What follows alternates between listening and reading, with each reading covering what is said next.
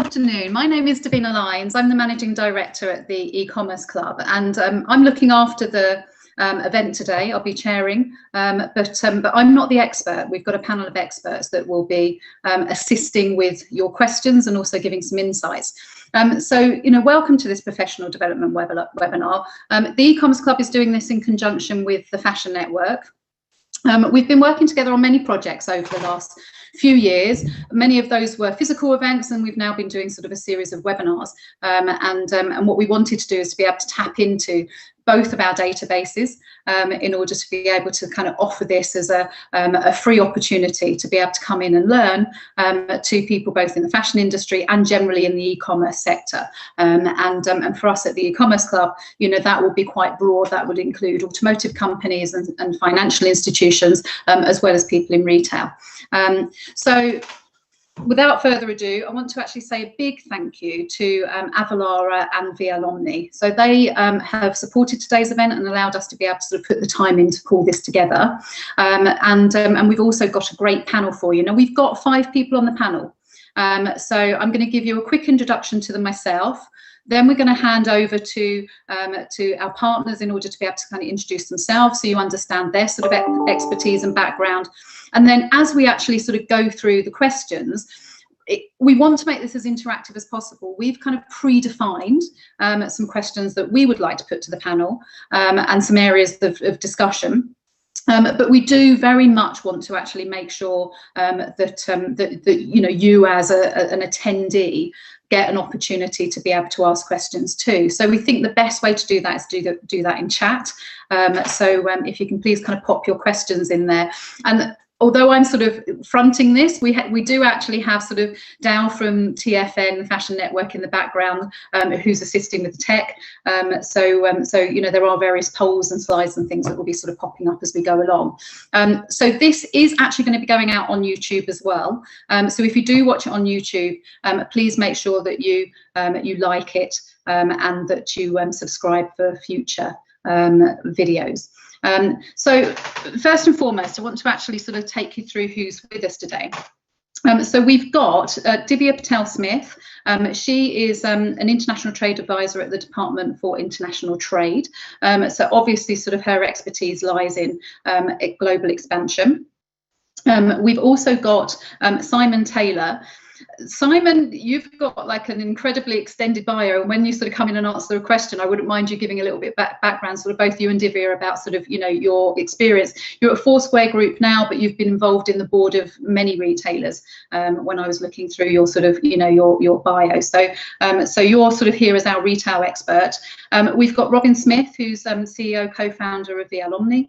And we've also got from Avalara, Mike Sankey and Olivia Gates, who are experts in tax, but I'm sure many other things too. So Robin, I'm going to come to you first, so you can give us a little bit of background on sort of VL Omni and also some of the areas that that your sort of expertise lies in.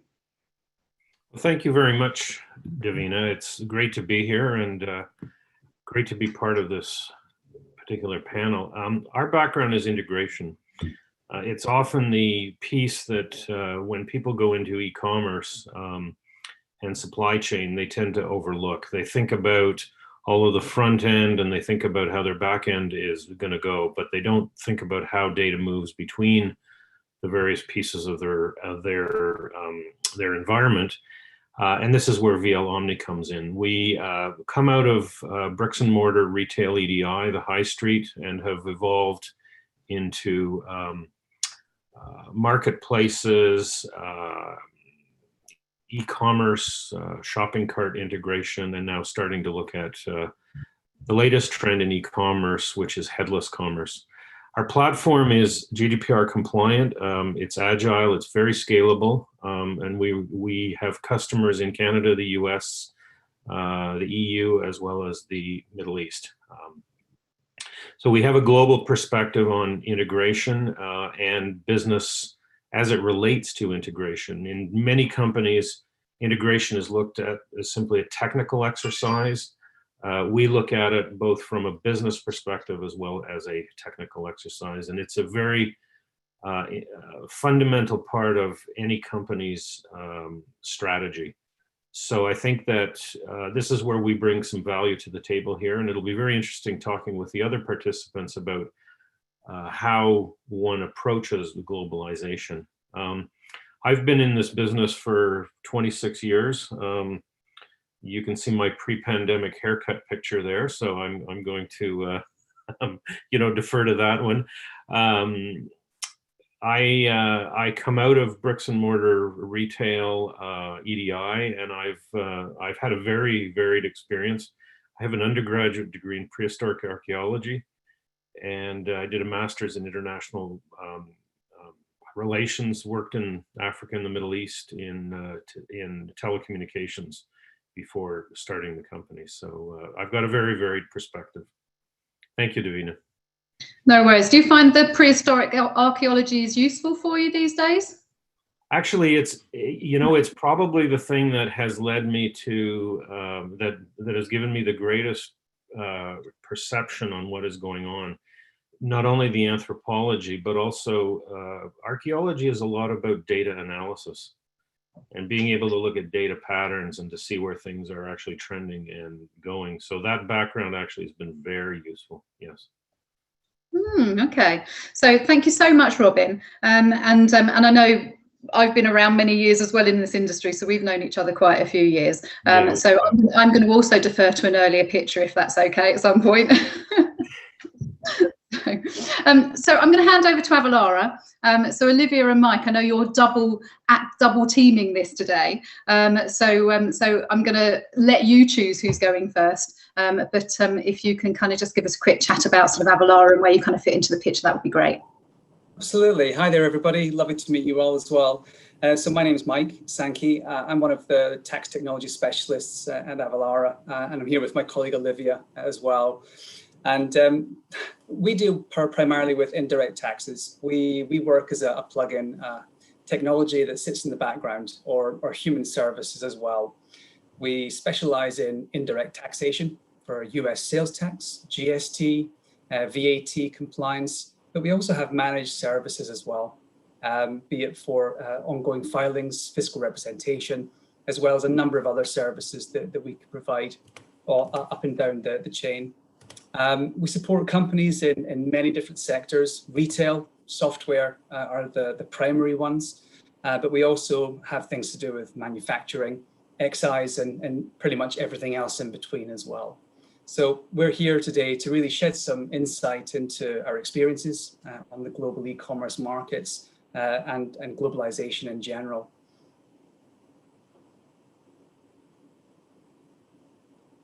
Oops, we got silent there. Sorry, I was trying to be really good about making sure I wasn't making any kind of background noises, and yes, you're right, I forgot to turn the mute off. I was just saying if Olivia wanted to sort of jump in and sort of add anything to what you said then, Mike. Yes, yeah, absolutely. So hi, everybody. Lovely to meet you all. It's a pleasure to be here today. So Olivia here from Avalara. Apologies if it looks like I'm on some dodgy CCTV footage. I had a bit of an accident with my laptop that has affected the video, but great to be here. And as Mike said, so Mike and I are on the same team, specialists in the automation of tax, both from the US side of things, which is a complex beast in itself, which we will be discussing. I can see Robin nodding his head there because it is quite the challenge. And really our goal is to ease, I guess, the apprehension and the pain points that people have entering into new markets, particularly the US and Canada, for example. That's an area that we specialize in, but also globally, beginning to understand the impact of different tax rules and the way in which those can be automated for kind of ultimate customer experience. So we'll be diving into that a little bit more today, and look forward to the various conversations that we'll be having. Oh, I've just seen our slide pop up. There we go. That's also some pre-COVID images there, and I think hopefully soon we'll be out of lockdown and be able to top up on the tans. So lovely to meet everyone. Thank you. Brilliant, thank you. Is there anything in there that you wanted to reference at all, Olivia, or you kind of feel you covered it? No, it's absolutely fine. I think we've covered it. There'll be various talking points later on in the call today that we can touch on the various different ideas. This is really a summary of all of the areas that Avalara can support you with, from, as I mentioned, the automating tax side of things through to looking at different VAT rules and looking at compliance projects across the world. So we will touch on that as we go through the discussions today. Yeah, as well as elements to do with duty and tax calculation and potentially classifications for item classification services. There's a lot that we can cover, and no doubt there will be questions along the way. I'm sure there will. I'm sure there will. So we have a question now that we want to throw out to everyone who's actually online with us. So if you can pop the first poll up, Dal, that would be great. So what we wanted to get an understanding of here before we go into the first question is, which markets are you currently in? So if you could just tick all of the boxes that are relevant for you, that would be great. And if you're in other territories that aren't listed, we've got another category here. Obviously tick that box, but it would be useful if you could let us know in chat. And we felt that if we could establish this at the beginning, then it would give us an idea as to whether there was a a particular territory or particularly sort of a set of sort of answers that we should be referencing, because most people were actually looking, were in China, for example, rather than in South America. So we thought this would give us kind of a little bit of kind of background to be able to sort of set the scene for the whole event. So I assume that'll pop up shortly. So the first sort of question that I want to throw out, I'm going to come to you first, Simon. Okay, so we can see here. So actually the majority of people are in Europe, which, makes a lot of sense, seeing as we're the UK, and North America seems to be next at 32%. Less in sort of ASEAN than I thought, actually, in China, South America, and obviously we've got 12% there in others. So we'll pick up on sort of what that actually covers. But yeah, so I mean, I suppose sort of as a panel then, let's think more about the kind of European and North American markets, and we'll touch on the other areas as we go through. So first question I wanted to kind of throw out, I'm going to come to you first, Simon, and if you could also just kind of give us, because you haven't had a chance to introduce yourself, if you could just give us a little bit of background about yourself, that would be great. But I wanted to actually, first of all, sort of get you to set the scene. So why go global in the first place, and what would be the strategic considerations as a retailer? Should I do the little bit about myself first, or do the little bit about yourself and then come to the question? Hi everybody, great to be here. So my background is I've been a retailer for more than international retailer for more than 20 years now, which I really can't believe, to be honest. It's just flown by. I've lived in the Middle East. I've lived in Southeast Asia. I've worked very much on the ground in international markets. I returned to the UK in 2008 and worked for a couple of businesses. And I had a 7-year stint with New Look, and I was developing their physical and online partnership program. And I exited the business in 2015 when they sold the business to Brait. After that, I set up my own business. So I do have my own consultancy business that's called SLI, and I advise businesses on, the best, most cost-effective ways to enter international markets. Interestingly enough, Foursquare, which was listed, is a small independent startup business in Liverpool that specializes in health and safety, which is the founder of that business would be ecstatic to think that he'd been called out in this seminar. That's brilliant. That's a free ad. Yeah. But I'm also a non-exec director at Osprey of London at the moment, and with I'm a board advisor to a business called VogaCloset.com, which is a marketplace business that basically exports fashion into the Middle East. So you had such an extensive bio with so many sort of things you're involved in, Simon. That's why I thought it would be kind of useful for you to give us a bit of background. But I'm kind of thinking of you as our retail expert. Obviously that's the role that I feel that you can fulfill here. Wow, that's great to hear. What can I say? I'm not sure I can follow that, but I remember being 21, 22, sitting in the audiences of all these events, and it's been such a journey. It's been absolutely unbelievable, to be honest. But look, the question for me that you asked, it's an interesting one. I think there's a few. Why go global? Yeah, there's a few. I mean, and I think the first thing is when we think about online, we can often, all of us can go to these conferences and seminars, and we can just hear the word online. And I think for me, we just have to simplify it into 3 different areas. I think the first area is your own .com. What do you want to do with your own .com internationally? And then there's all the questions around tax and trademarking that come from that. And then the middle bit is, it's tech. So it's things like digital apps. That's another thing to think about. And then how you can export that into different markets. And then the third bit, which has really been my expertise, has been the kind of the partnership side of it. So that could be through, marketplace integration, B2B, B2C retailing, and that can be both domestically and internationally. So, I think it's really important that people don't, that people can just go away and hear noises and words, but it's really important to think about those 3 different areas as being 3 separate opportunities that have, amazing benefits, but also specific considerations to think about. I think for me, top line, I think, going global internationally with your website, I think, look, at the end of the day, it's all about customer acquisition. That's what we're all here to do. We're all here to sell more. The bit where I think businesses, and it depends what business you are. So this comment, it's horses for courses for what I'm about to say. The bit that you just have to think about sometimes is, for me, it's people, processes, and systems. So, get the right people in. Get people in that know more than you know about your own business. People are going to give you a really honest appraisal and opinion about where you're at. Processes can involve, back office systems. What platform are you operating off? How old is your version of whatever platform you use? Can it be easily integrated internationally? All of these questions that you need to be at the forefront of your mind. What level of investment might be required, and the reason that you need to do all of this is, the worst thing that you can do, and believe me, learn from my mistakes, that I've made a lot of them in the last 20 years. The worst thing you can do is to launch internationally on an international platform and not do it properly.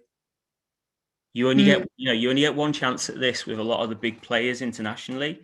And if you don't can't do a suck it and see. No, if you don't deliver on your SLAs, you're lucky if you get a second chance. So you really, really have to be prepared. And then, specifically depending on what market it is and what product you're selling, you need to really be clear on your trademarking. You really need to be clear if it's the US on, where you're at with your suppliers on REACH compliance issues. Obviously a lot of news a lot of stories in the news, even this week, about, brands that are finding that a challenge into the US. And if you're dealing leather goods, it's things like your leather declarations. You have to be really, really, aware in a lot of these international markets. Something that none of us want to be involved in. We don't want to have any part of it whatsoever. It would give me sleepless nights. But being ethical, not being absolutely sure that there's no bad press out there about you trying to export certain goods into certain markets. It's really important, and you live on your reputation, basically. Is that kind of a good start to 10? That is a good start to 10. Thank you very much, Simon. And it seems that sort of, you've got to do your research there, and then you've got to think about those, 3 different areas that you were referencing. So I think the point is that you can't just go hell for leather to think about your kind of leather retailer. You've got to actually make sure that you've got a kind of proper strategic plan in place. Divya, I'm going to come over to you next. So if you could just give us a little bit of background about what you do for the Department of International Trade, and then if we can get your sort of insights on, sort of initial overarching considerations when you're going global, that would be great. Yeah, sure. So I'm an international trade advisor. I've been an international trade advisor for the Department of International Trade for about 19 years now. We advise companies on exporting. So we help small companies as well as large companies to export overseas. We provide guidance and support. We work very closely with the British consulates overseas. Majority of the people know that the British Embassy, you go there for visas or if you get stuck in the country, but a lot of the offices have a commercial section, and there are eyes and ears within the market. They know the language, they know the culture, they know who the big players are. They do a lot of networking on our behalf, they do a lot of research, so they can help you break into the market. We provide, it's government funded, so majority of what we do is free. We do market research, but that's a chargeable service, but we'd always tell you beforehand if anything is chargeable, but it's heavily subsidized. Our aim is to help businesses, to UK brands, UK businesses, to get out there overseas and to export. So we do, before COVID, we used to do a lot of events overseas, a lot of visits overseas where we take companies across and handhold them and help them get into new markets. Obviously, we're still running a number of events online as best we can and providing support over events and various things. So we're still here to support companies and provide funding and grant as well to help them export. Excellent. And people can just reach out to, you know, to you or the department directly. Yes, I'm the actual lead for fashion and textiles for the Northwest region. So happy to discuss with any companies if they've got any queries or any issues in regards to exporting and see where we can help. We mainly deal with exporting, not importing, because we are government funded. So our aim is to help companies to export and grow. Not import goods from overseas and bring them into the country. So yes, more than happy to help. And if I can't answer the question, I always find someone that can and point you in the right direction. Perfect. Thanks, Divya. And so coming to the question, you know, when people are at that kind of initial stage of thinking of going global, what are your kind of sort of top tips and things that you should be kind of thinking of first? Yeah, I mean, what Simon said is absolutely right. You need to cover all those angles. If you are a smaller business, try kind of, everyone dreams of breaking into America, breaking into the bigger markets. There is a lot of rules and regulations you need to comply with when going and trading into states and thinking about duties and tariffs. So if you want to dip your toe in the water, I always say try somewhere closer to home, like Ireland, or, you know, the easier markets like Australia. The fashion trends always have been historically a few years behind, so they're easier to get into rather than the States, which is competitive. However, you know, it is a large market to go into, but to begin with, rather than dealing with translations and various other rules and regulations you need to comply to, Ireland, English speaking markets are the easier markets to deal with. Going internationally with e-commerce now, it's a lot easier than it would have been with bricks and mortar, and building a brand is very easy as well, which there's a number of experts who can talk about that as well online. Building your brand, you know, via the social media platforms. So even the smaller businesses now have got just as much chance as the bigger companies. Do you think there's any advantage to sometimes to being a smaller company? Perhaps you're sort of fleeter of foot, or do you think actually, you know, the more established brands will find that maybe they'll have a sort of a natural foothold, or at least a sort of recognizable sort of market as they expand? If you'd have asked me this question maybe about 10, 15 years ago, I would have said bigger companies. But these days now, the way people are buying, it's changing. Consumer trends are changing. People are looking for ethical, you know, supporting small businesses. One thing that stayed throughout is the British brand, where British equals quality. So it doesn't matter if you're a big business or a small business, British, that brand of coming from the UK and being very British sells. And it's always been the case. But going forward now, a smaller company, it's just got as much chance as a bigger company, because people now are wanting something different, you can build your brand overseas with a smaller company without any issues if you get into the right platforms and right medias and the right marketplaces as well. Excellent, thank you. So we're going to go to our second poll.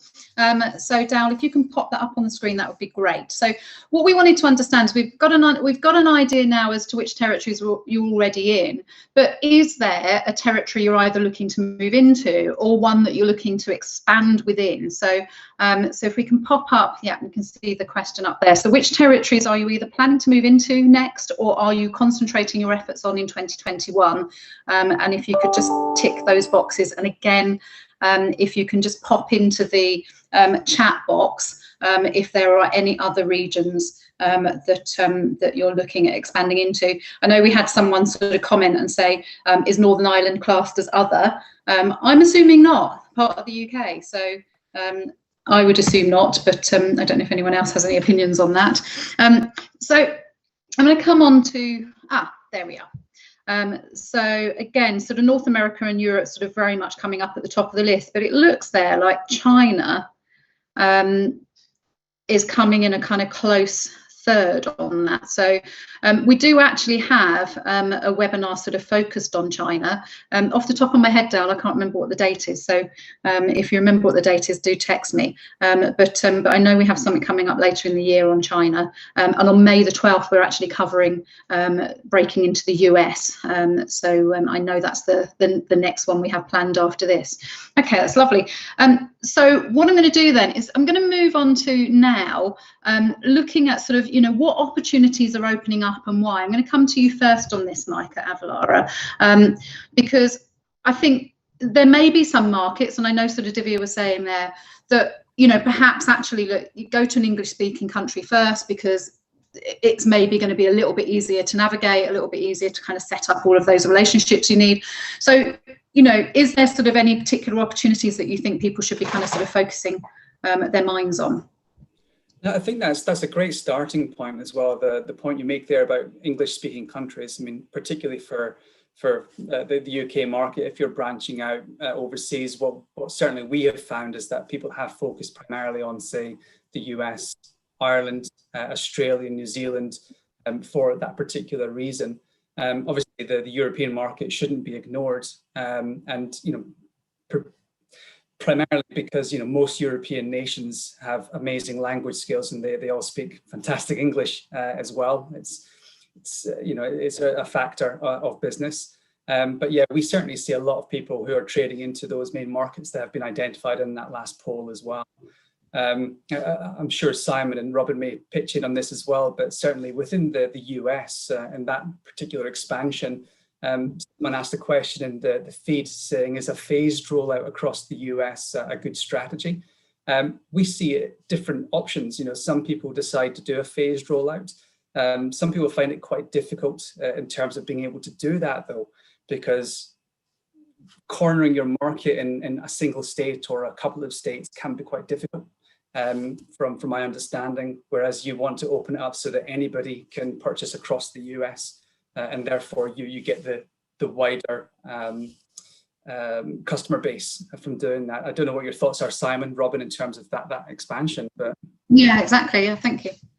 Yeah, well, this might be the point where Davina thinks, why did we invite that guy from Liverpool on, and he's fitting into a stereotype and he's going to disagree with everybody.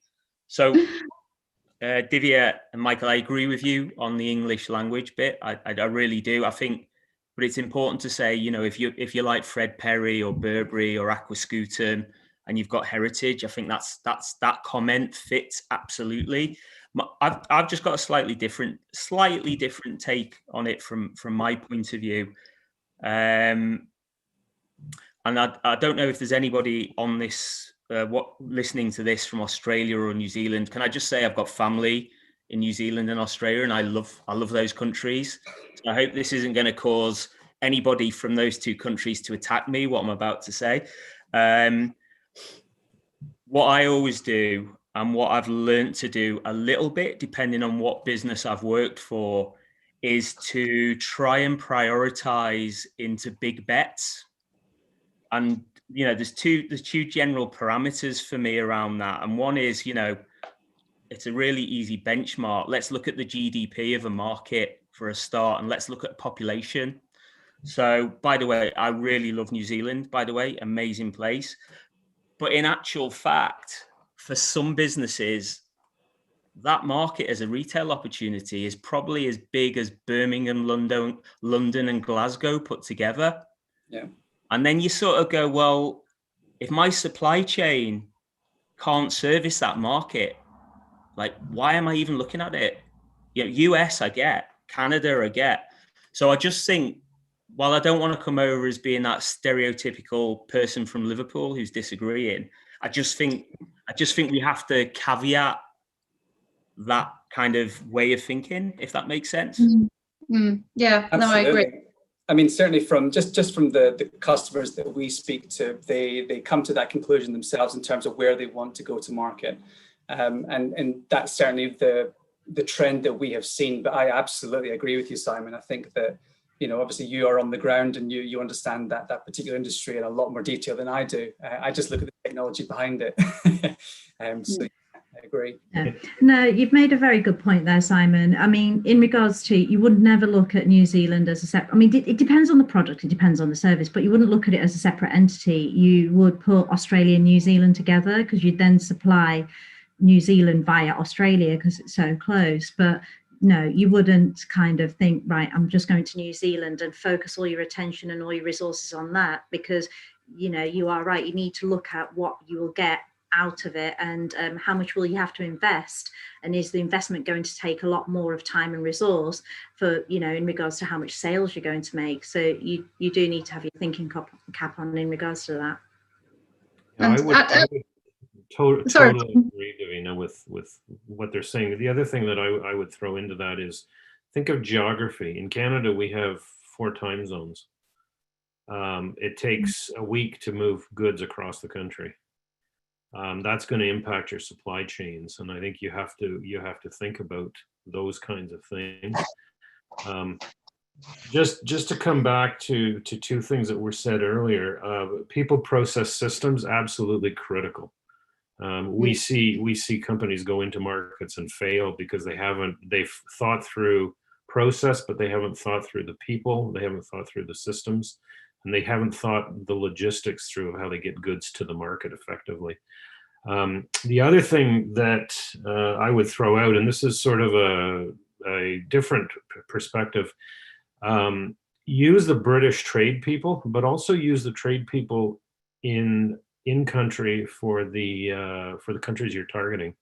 So, for example, when we started to look at the UK in 2015 as a potential market, one of the things I did was I contacted the British trade people in Toronto, had some very good conversations with them, but also contacted the Canadian High Commission in London and used our trade people. The reverse is true. In the UK, you should be talking to if you're targeting Canada, for example, talk to the Canadian trade people at the HiCom, because they've got insights as well, and they can tap you into programs and partners and so on. So throw that as a perspective that I think often gets overlooked. Yeah, I agree. I mean, I think, did we meet through Sanjay at the Trade Commission? We did. I think we did. Yeah. Through Kate as well, yeah. Yeah, exactly, Sanjay. So yes, I mean, I would back that up, is that, you know, they do a great job sort of in country, don't they? Yeah. So, yeah. And one of the other things that kind of came up in the chat, and I know that you know, a couple of you responded to this as well, which is that, you know, is doing like a phased rollout when you're going into sort of the US, particularly where you've got the sort of different states.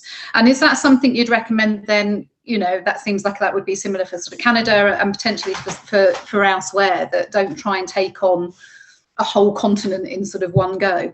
Yeah, I think it would be absolutely foolish to try and take on a continent, particularly the U.S. market. The U.S. market is a very regionalized market. What you do in California and the regulations that you've got to deal with in California are going to be completely different than what you deal with in, you know, the U.S. South. The buying attitudes are different. The merchandising is different. I mean, all their tax structure is completely different. So, and super complicated. In Canada, we are fragmented. Quebec is a separate market. and it's got its own nuances. English Canada, you think is monolithic. It's actually not. You've got regional geographies that come into play. So I think it would be absolutely foolish to try and attempt to blast the US unless you've got a very high value, to Simon's point about if you're Burberry or you're somebody like that. That's a very different that's a different perspective. But I think of Private White in Manchester, a very interesting fashion brand in the UK. Their footprint in Canada, for example, is very small, largely because they haven't really focused on the market, and I don't think they do very much in the UK, in the US as well.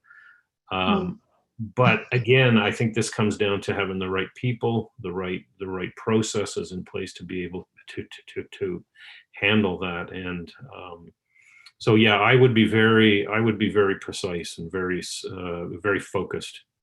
I'm going to come over to you now, Olivia. So you've got a kind of little task. Can you give us the sort of 5 easiest markets that you think for UK e-commerce brands to break into?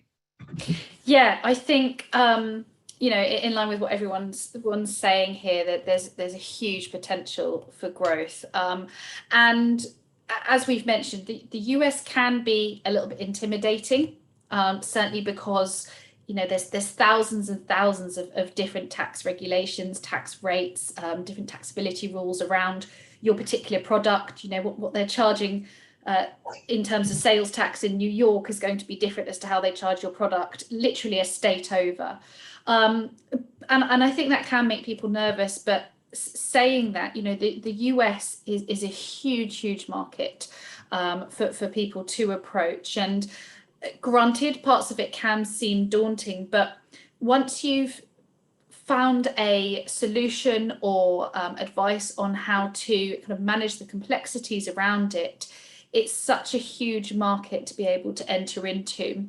Likewise, I don't think Europe should be ignored. Now, I know that the B word, which we're not discussing today too much, but it has changed a lot of mindsets towards trading in Europe, and I think there's potentially a little bit of apprehension around what to do and where to go in Europe. But again, I'd really say that there's a huge amount of potential there. We're working with a lot of strategic businesses at the moment who are seeing a huge amount of growth opportunity across Europe. You've got an industry of consumers now that online shopping has become just a natural everyday thing for everybody.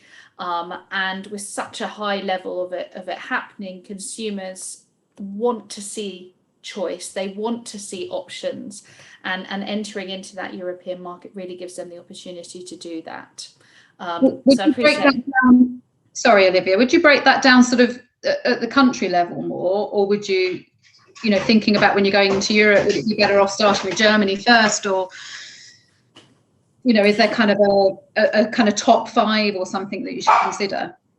Yeah, I mean, I certainly think US and Canada should be up there as considerations. Granted, there are complexities, but it's a huge market. So those are the top 2. And then on the European side of things, I think there was a really good point made earlier. Start with places that maybe are a little easier to get to, like the island, France, Germany. These are markets that have incredibly strong trends. They often are replicating fashion trends and buying habits from the UK, and very much so are leading the way in terms of kind of online retail market and growth within those areas. So I think that's 5.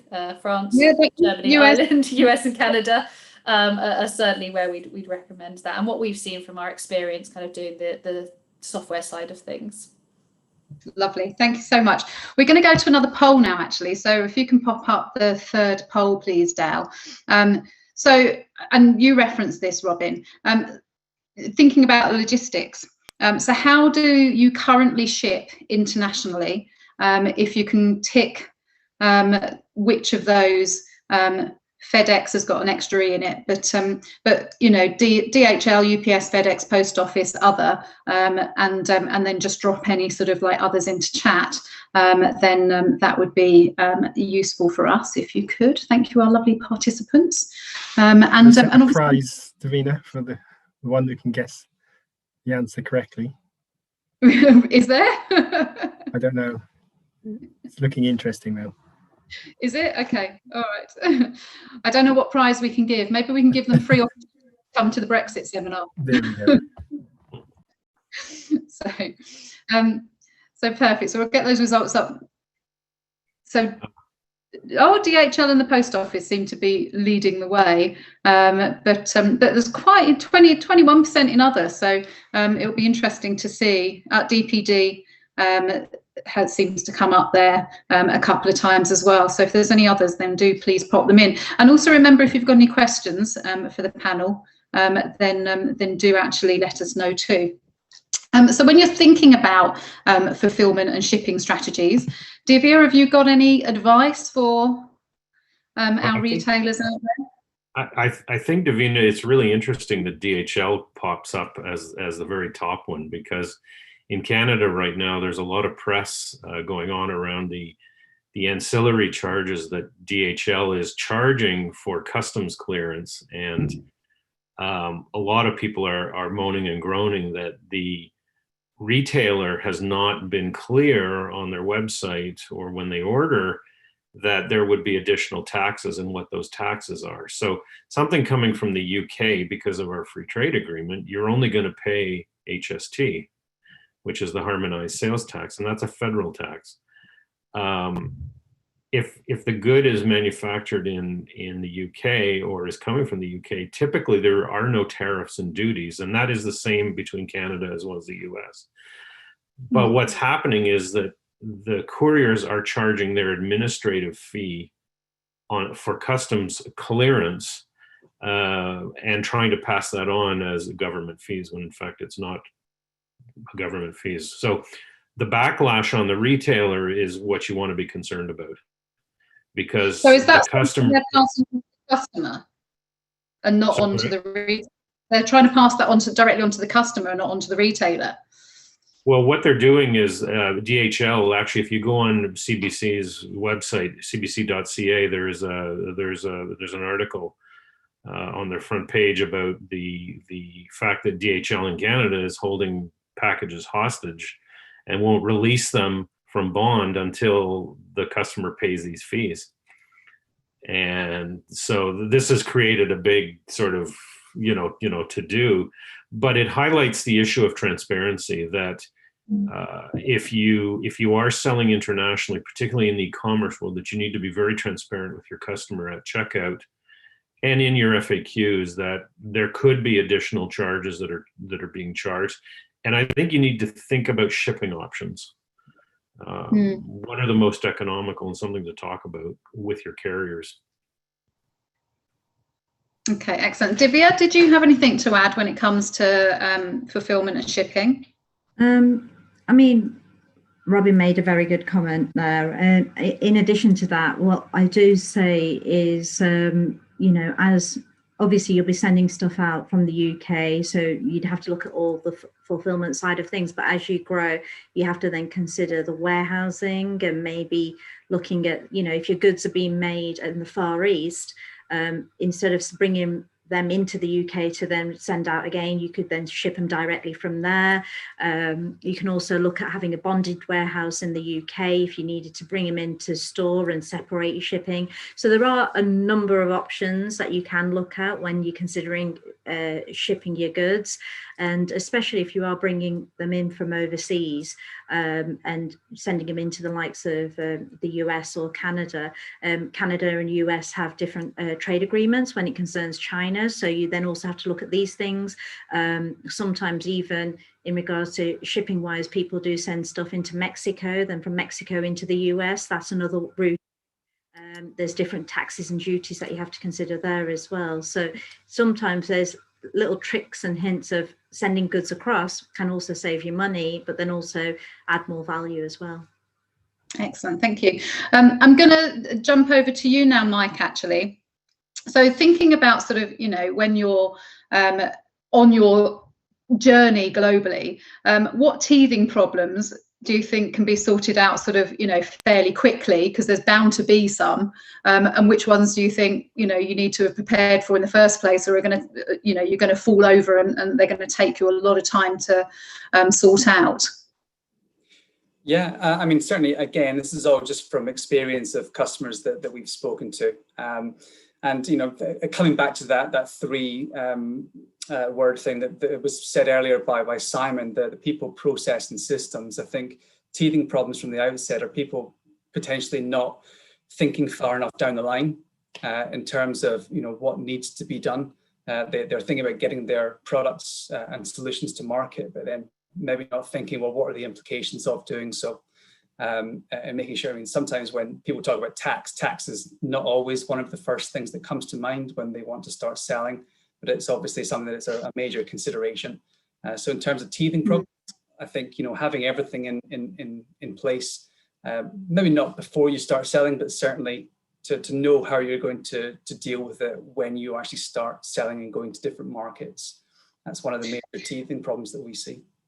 And do you find then that people kind of are coming to you almost after the fact, like they've started trading and then they've gone, oh, hold on, we've got this wrong, we need you to help us sort the customs tax issues out?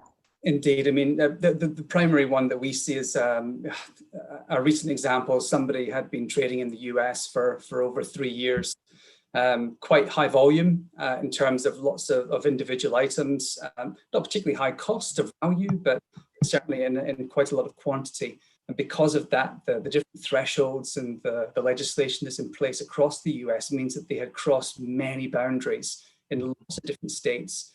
So it comes as quite a shock in terms of they need to potentially register within that state and then do filing within the state, maybe even go through the process of historical liability as well. And that can be a painful process if you're in still quite a startup mode and you have the ready capital to hand.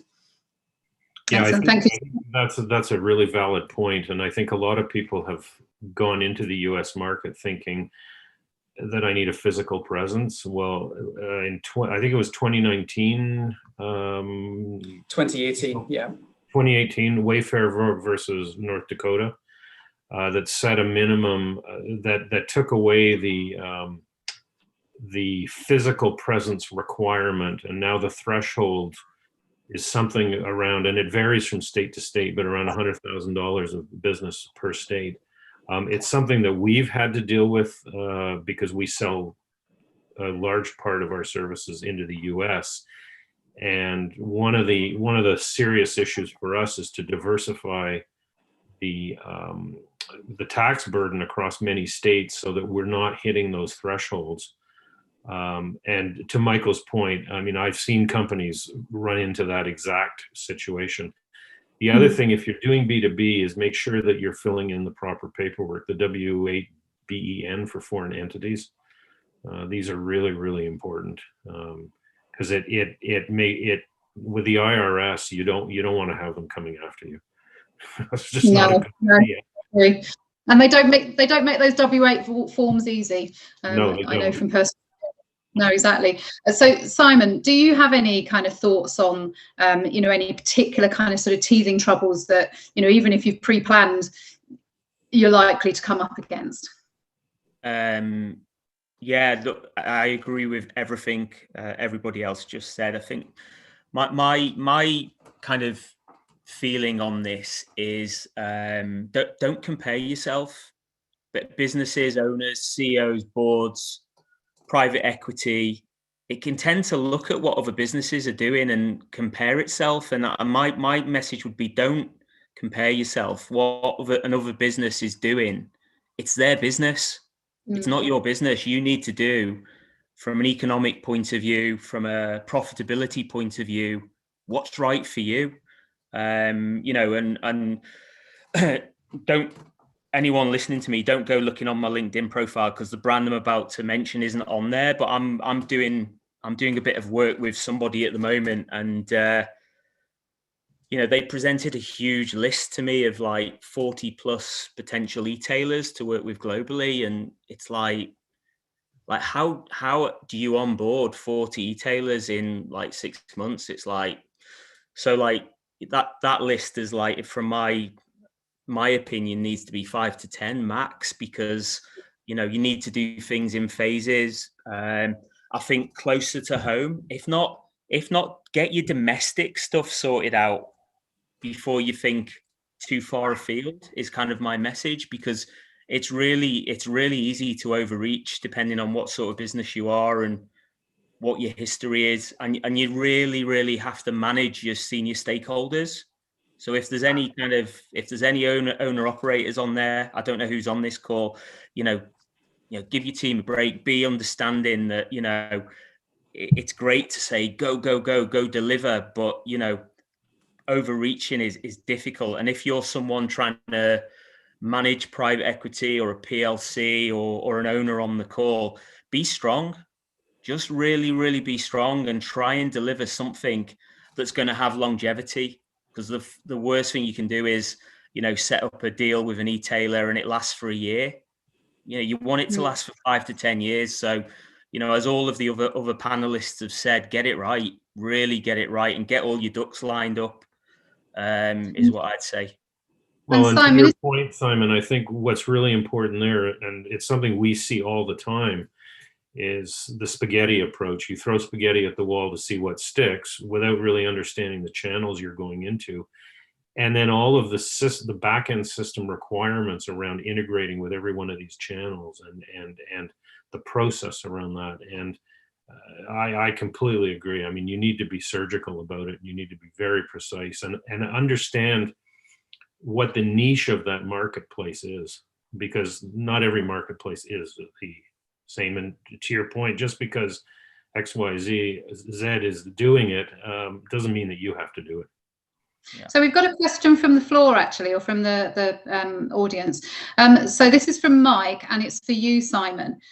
So he's asking that when you're looking as a fashion brand, do you need to adapt specifically for the international market, thinking about product design as well as cultural considerations? I'm assuming maybe sizes and so on as well. Do you think that's something that you should be doing? You should be adapting your range when you're expanding into global markets. So I'll answer that in two ways, and I have to apologise to everybody. When I agreed to do this, I didn't realise I was on the school run for my son. So I've got 3 minutes to answer this question. That's why I'm now. As quickly as I can. So look, my experiences in the fast fashion industry or fashion industry, generally speaking, a bestseller is a bestseller. So it's a bestseller in London, it's a bestseller in New York, it's a bestseller in Sydney, Australia. Okay. The caveat to that, and it's come up with me in the last sort of 10 days around a kids wear brand, is the caveat to that is when you're looking at Southeast Asia and China, yes, absolutely, the product needs developing and looking at, because you've got, you'll need to bring in product techs, you'll need to bring in designers, because, the fit of products is subtly different in Southeast Asian markets.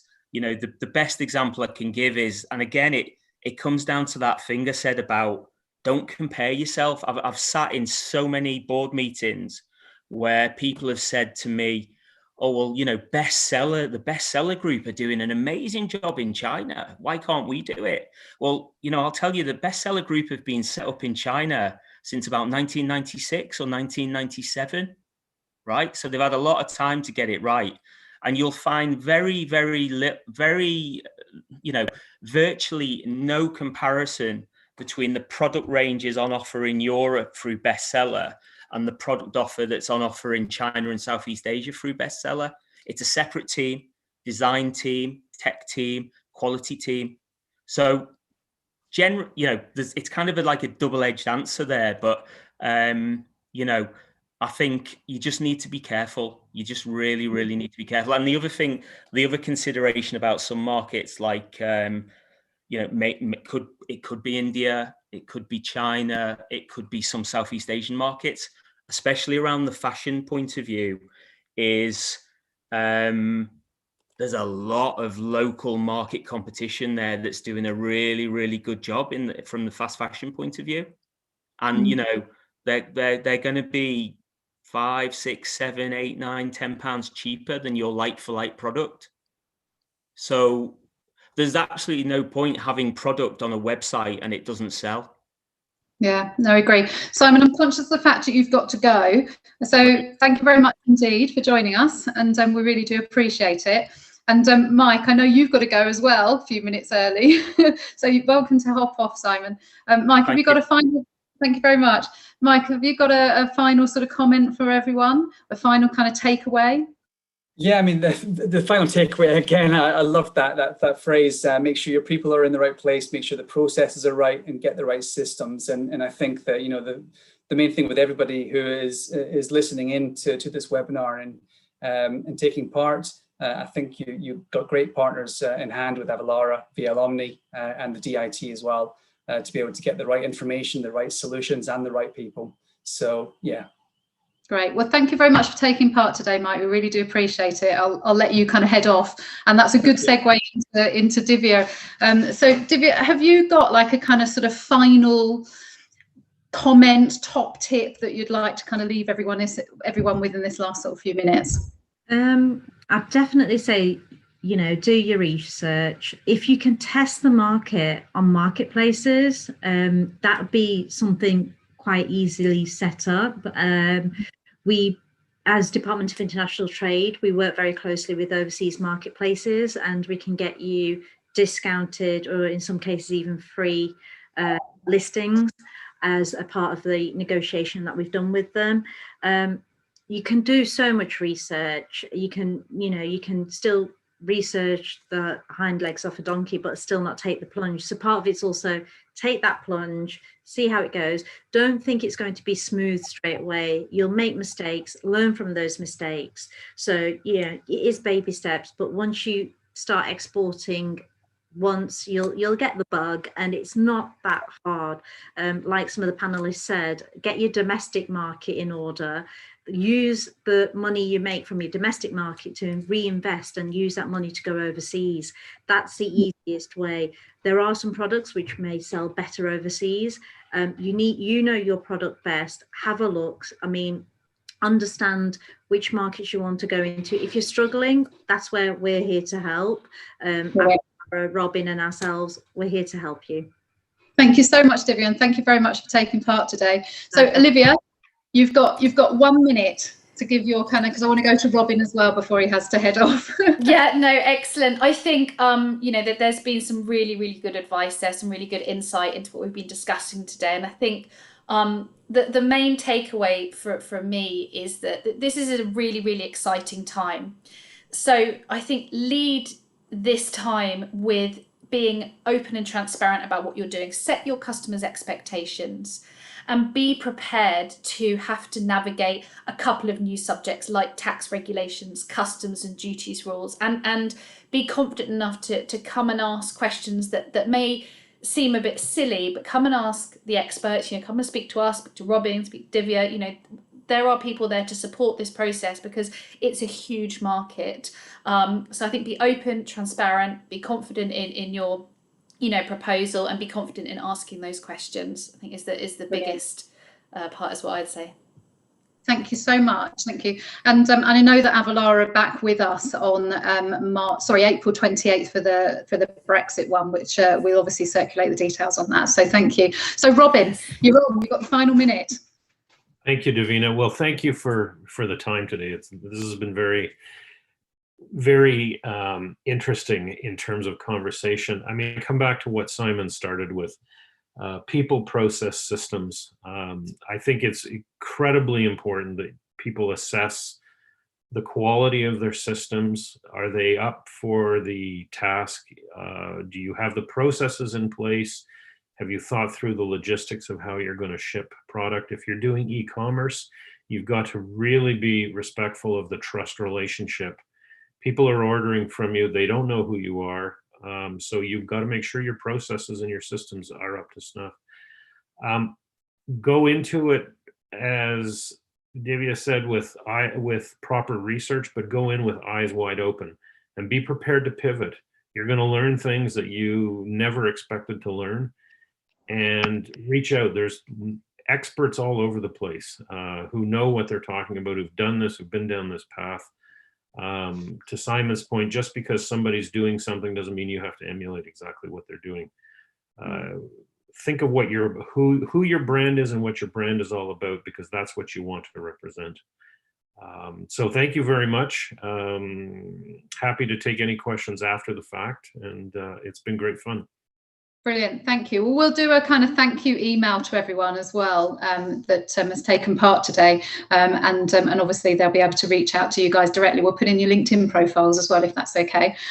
So we've got a kind of final thank you slide. I want to say thank you very much to Olivia, Robin, Divia, Mike, Simon, but also to say thank you very much to VL Omni and to Avalara for supporting today.